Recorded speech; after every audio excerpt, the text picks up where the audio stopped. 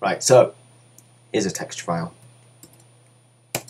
Copied that, pasted it on, set to multiply. Let's just reduce it down a little bit more so I'm getting a bit more texture in there.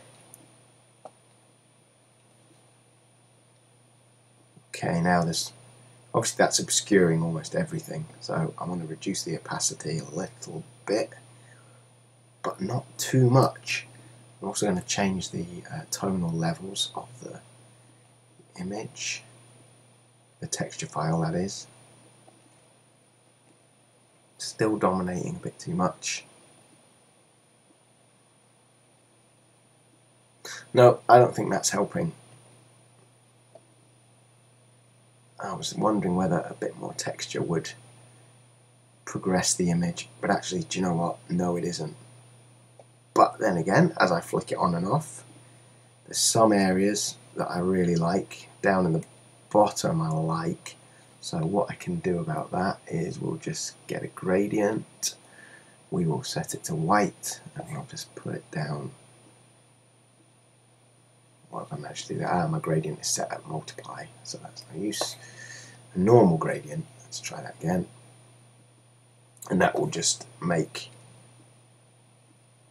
anywhere that's covered by this gradient fill will become see-through. I'll set this layer to normal.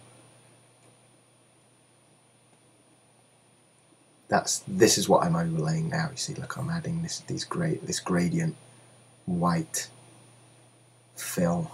It's just effectively erasing the texture where I don't want it to be. So we'll set it back to multiply and back down to the kind of 48% I had it at. We'll settle for 49. I don't think it's going to make too much difference.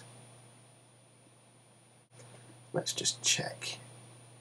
Yeah, I like that. I like that darker foreground. I like the piece of texture just there. I think that's adding something that I can paint into. I quite like even this dark patch. It's all just breaking it up. It's building up the image for me. Building it up, breaking it down. Good stuff. So we'll flatten that. And we'll save it. Something else I do in Photoshop. I might not keep this, but I'll show you at this point. Okay, I'll duplicate the layer. So I've still got my original untouched. And with this layer, I'm gonna... Hey, there's a lot of different ways to do this. So Photoshop experts will just be scoffing at my ridiculous methods of doing things, but hey. So I've duplicated the layer. And what I want to do now is shift the hue towards a bluier kind of colour. Okay, I'm quite liking that green. Let's just experiment going bluer. No, I think the greenish tint is good.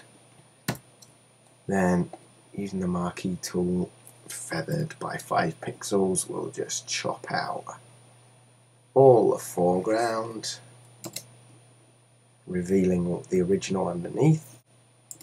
There. Right. Then using the eraser tool just to fine tune that a little bit. You can see how that green is making the foreground stuff on the underlying layer. Doesn't it look pink now because of that green? See, when you just look at that, it looks quite yellowy, golden, browny kind of texture. You bring in the green, suddenly it goes all pink. Because that's it, reacting with that green. I'll just reduce the opacity of that I've overlaid. Just a little bit, it's a bit too intense. Then what I want to do, I want to take another selection on that layer.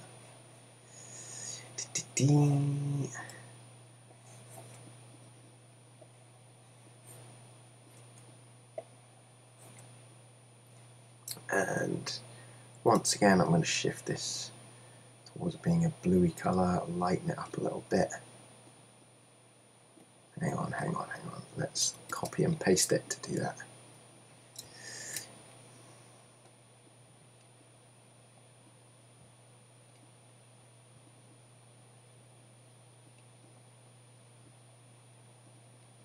Messing around, just shifting the colours around.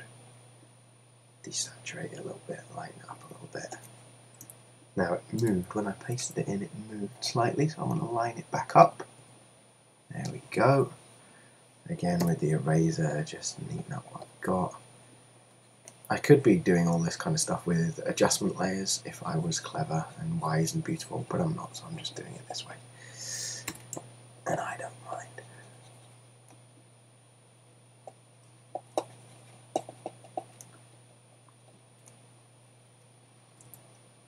Now, I'm going to just, using the eraser, just put in the hint of more trees there. I don't want the sky touching the top of the stockade, given that I have in mind that this building is surrounded by trees. Okay. So you can see I've added a lot of basic colour there just with those two layers in Photoshop. So I started with this greenish tint to the background, which is pushing it back a little bit in space, as well as adding the right kind of local colour, and then a kind of hint at a bit of sky, which I might not use. I might make the sky quite grey for this image. Oh look, I just desaturated it a little bit and I like it more already. It was a bit too blue, wasn't it? So great. Flatten that all down. And that is pretty much my underpainting. I think I will start with some opaque colour now. Tell you one last experiment I'll do. I do like to muck about at this stage because you're quite free at this point. You can do quite a lot of different stuff. We don't need to worry too much. Just put on a gradient, just... Yep, I like that. A little bit darker foreground. Put another one in, just even darker maybe.